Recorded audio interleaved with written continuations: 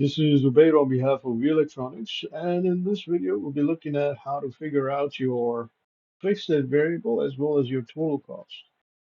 Okay, so we'll set up our table of values starting with, your labor.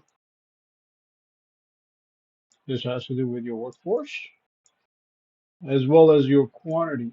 So this is number of units produced. Okay, and next you have your fixed. So fixed cost. This has to do with factors of production. Okay, and then you have your variable expenses.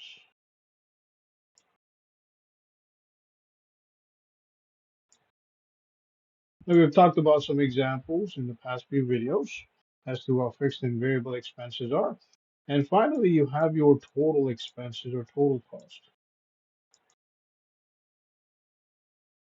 All right, so if you were to set up a table of values for fixed, variable, and total expenses, okay, you start off with 0.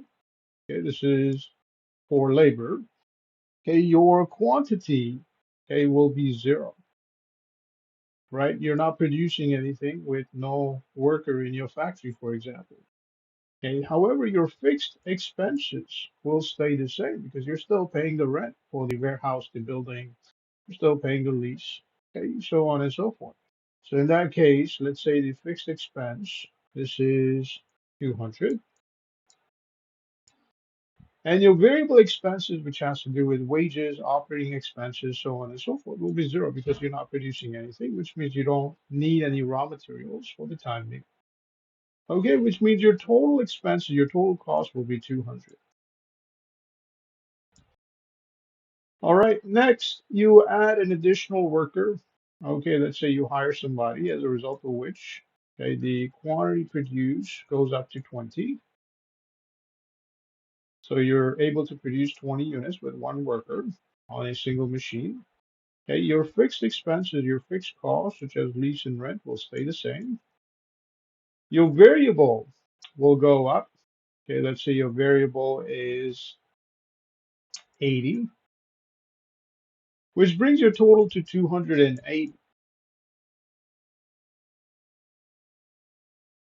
All right, next you have 40.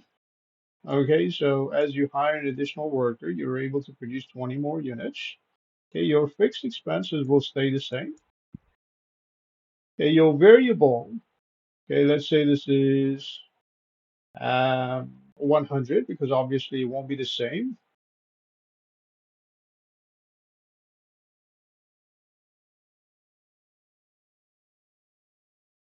So this is 100.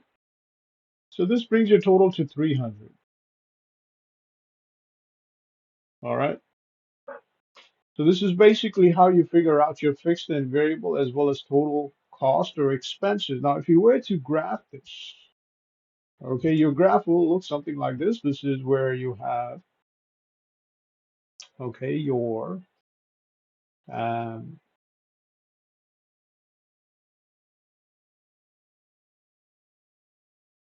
okay, so you have your output or number of units produced. This will be your x-axis. This is independent or an independent variable. And then this will be your cost, which is dependent on the output based on how many units you produce.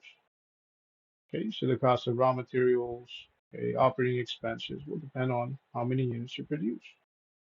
Now, because we have a fixed expense, let's say rent, we start off some point over here, let's say 200. Okay, so this is 200. This is where you start off. Okay, and as you move forward, okay, your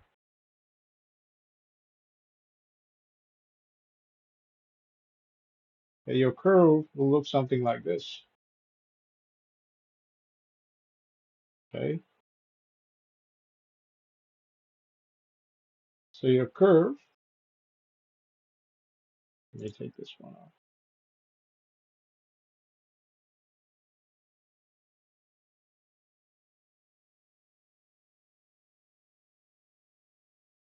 So as you move forward, starting with your fixed expense, your curve will look something like this, right? So initially, okay, your total number of units produced will be high because obviously when you start off with one worker, you're able to produce so and so units, let's say 20 units. Okay, and then you're able to produce 40 units over here somewhere. Okay, which means that, okay, for the time being, you haven't reached um, your peak stage in terms of how many units you can produce. And for that reason, okay, the cost will be comparatively low. Okay, the cost per unit, so cost for producing one unit.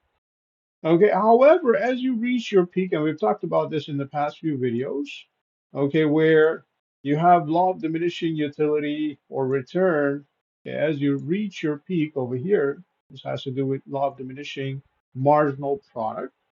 Okay, as you reach your peak, okay, you're able to produce less as a result of which you have a downward slope because of things like your capacity.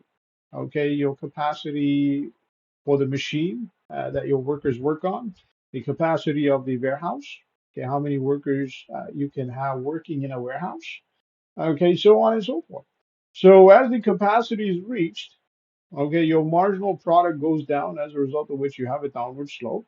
And if you reflect it over here on this graph, okay, what's going to end up happening is your output will go down, okay, so your output will go down and will be reduced. Okay, and your cost will go up. Okay, so let's say this will be something like this. Okay, something like this. Or let's say this is the initial bump. Okay, it goes up for a while, and then it starts, the cost of unit, cost of producing one unit goes up.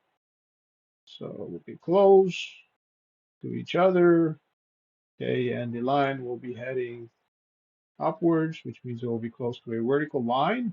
A vertical line basically means your output is not changing as much as it used to over here, but the expenses are going up, and this has to do with expenses per unit. Okay, so the cost is going up. That's the reason why you have a vertical line. And these dots over here, they're close together rather than far apart, as you've noticed over here. All right, so that's basically how this works, how fixed and variable expenses work. On behalf of V Electronics, this is Ubaid. Have yourself a great day.